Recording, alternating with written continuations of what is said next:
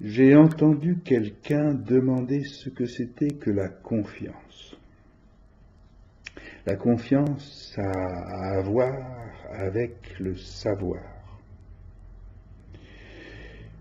Quand on vote, par exemple, c'est pour quelqu'un ou pas quelque chose, c'est parce qu'on fait confiance. Et on vote et on se permet de voter parce qu'on pense savoir pour qui ou pourquoi on vote. Donc la confiance, c'est une question de savoir, en fait. La question de la confiance, ça se ramène au savoir, mais alors, comment savoir?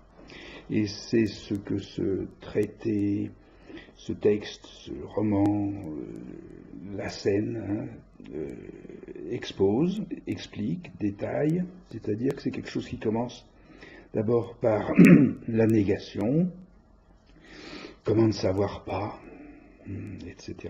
Bon. Mais là, il y a tout un chapitre théorique, un chapitre d'exercice mental, et puis il y a le chapitre pratique, c'est-à-dire comment savoir, en se renseignant, et pour ça, on a les médias, toutes sortes de médias, les livres, les gens, les appareils médiatiques de toutes sortes. Et puis, ce qui nous mène à la propagande, évidemment. Donc on rencontre la propagande, et pour parer à ce défaut de la transmission du savoir, on corrige ça par la science, c'est-à-dire la sociologie, la psychologie, et nous avons l'université pour ça. Et somme toute, c'est une banalité que de dire le savoir, ça se trouve à l'université, c'est fait pour ça. Et dans l'université, ou à l'université,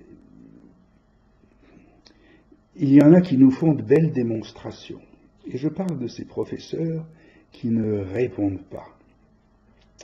Qui ne répondent pas aux menus questions des gens qui ne sont soit pas leurs étudiants, qui sont autorisés à s'asseoir sur les bancs de l'université et à écouter le professeur. Bref, des gens qui n'ont pas de titre, les professeurs négligent un peu ça et ne leur répondent pas, oubliant qu'ils sont payés par le peuple qui les a mis à cette chaire pour qu'ils soient à leur service.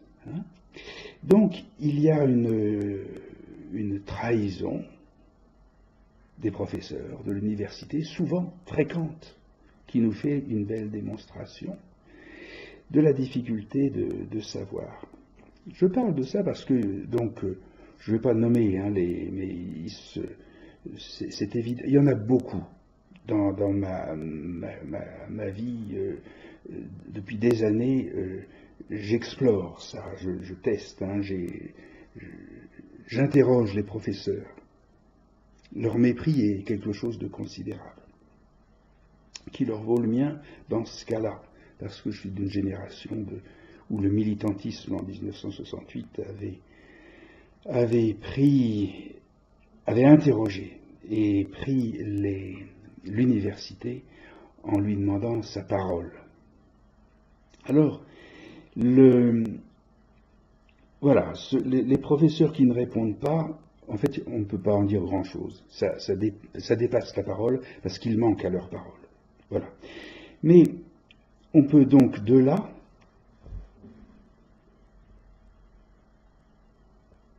explorer, penser, réfléchir. Alors, c'est à la science qu'on demande le savoir, plutôt qu'à l'université qui y manque plus qu'à son tour. On appelle ça la trahison des clercs. Le prof au pouvoir, comme l'homme au pouvoir. Mais c'est à la science. Et la science, qu'est-ce que c'est alors? C'est une fonction. La science-fonction. Et c'est un symptôme, c'est le symptôme qui prend la science pour une constante. Dans une fonction, il y a des constantes. La science est la fonction. Le symptôme la prend pour une constante. Penser que cette fonction, c'est la fonction du pouvoir, ça c'est un fantasme.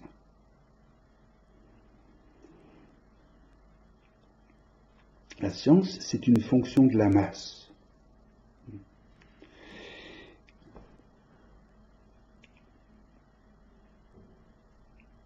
C'est ce qui se parle dans la cybernétique, c'est ça, c'est ce que je fais là, à l'instant, comme ça, en parlant aux professeurs par ce média, à ces professeurs qui ne parlent pas. Donc le média a cet effet de retour, de surveillance, et qui permet de s'assurer d'une confiance. Une confiance en soi, comme disent les philosophes.